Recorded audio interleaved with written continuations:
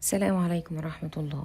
أغلب مشاكل الإنسان الذاتية بتتمحور أو في العلاقات بشكل خاص، يعني أغلب مشاكلنا في العلاقات إن إحنا بنبقى حاطين ستاندر لشكل معين للناس اللي إحنا لازم نتعامل معاها.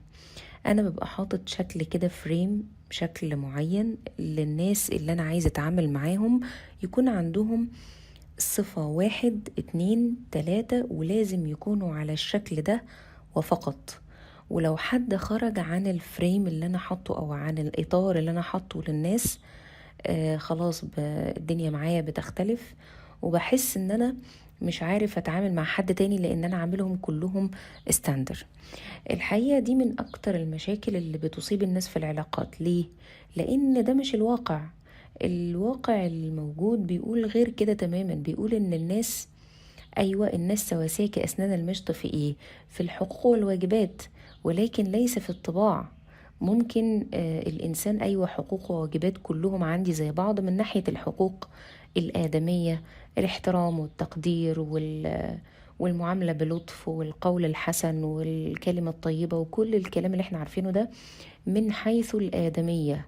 فهم سواسية بالنسبة لي، لكن مش سواسية في الطباع. بنلاقي اللي بيزعل شخص ممكن ما يزعلش شخص تاني، اللي بيفرح شخص ممكن ما يفرحش شخص تاني، وهكذا.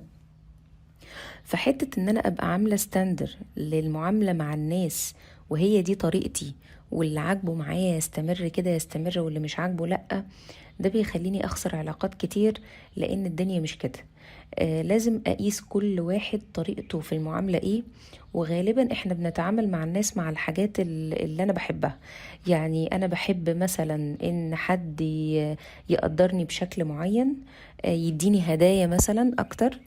فلما احب اتعامل مع حد واكسب علاقتي بيه، فهقدم له هدايا كتير، في حين ان هو ممكن ما يكونش بتاع هدايا خالص ولا بتاع اشياء مادية. ده بالنسبة له الكلمة الحلوة احسن من 1000 هدية. وهكذا. دي مشاكل بتحصل كتير، وخاصة في العلاقات المهمة بالنسبة لي، زي علاقة الأخوة والصداقة والزواج.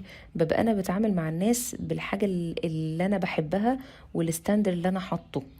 وده طبعا خطأ تماما. لازم أكون عندي مرونة في التعامل، وأغير من طريقة تعاملاتي مع الناس حسب احتياج العلاقة، وحسب اختيار الطرف التاني، وحسب الحاجات اللي هو بيحبها واللي ما بيحبهاش.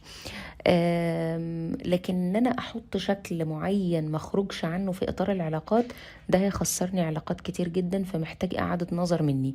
الشاهد ايه او الخلاصة ايه؟ الخلاصة ان انا يكون عندي مرونة في المعاملة، ومرونة في العلاقات، ومرونة في تقييم الناس جوايا.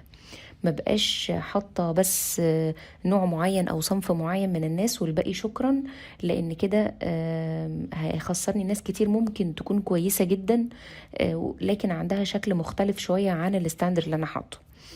ففكرة المرونة هتغير كتير من علاقاتي، وهتزود المحبة اللي عندي، وهتزود الناس اللي في حياتي، وهتخليني أشوف ناس جديدة، وأتعامل مع فئة جديدة من الناس أنا ما كنتش بتعامل معاها، نتيجة الستاندر أو الفريم اللي أنا كنت حاطاه للناس.